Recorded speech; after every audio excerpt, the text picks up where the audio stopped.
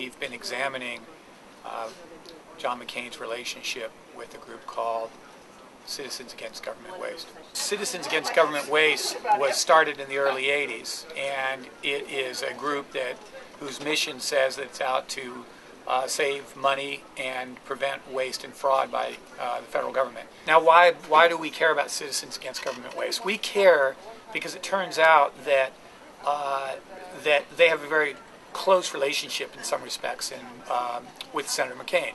For example, on their board is one of his close friends, a fellow that he shared a cell with as a prisoner of war in Vietnam.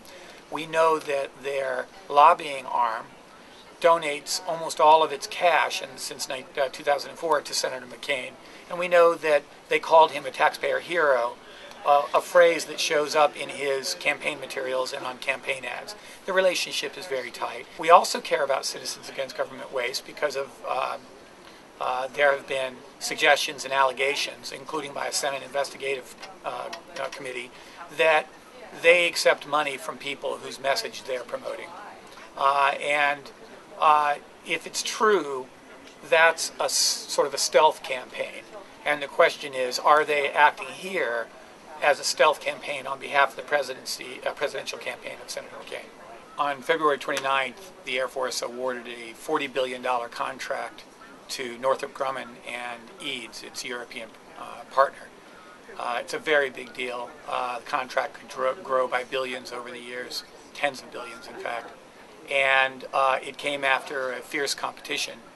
Most people expected Boeing to win. They'd had the contract for years and years. And the announcement created a firestorm.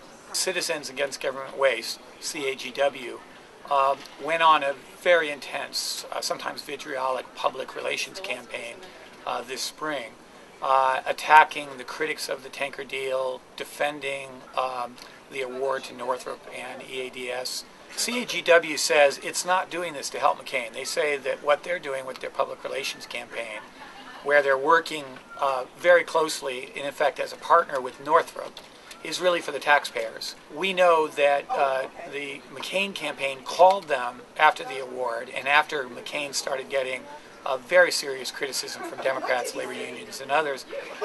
We don't know what was said in that call. Senator McCain's people said they didn't ask anything of Citizens Against Government Waste, that they were simply calling for information.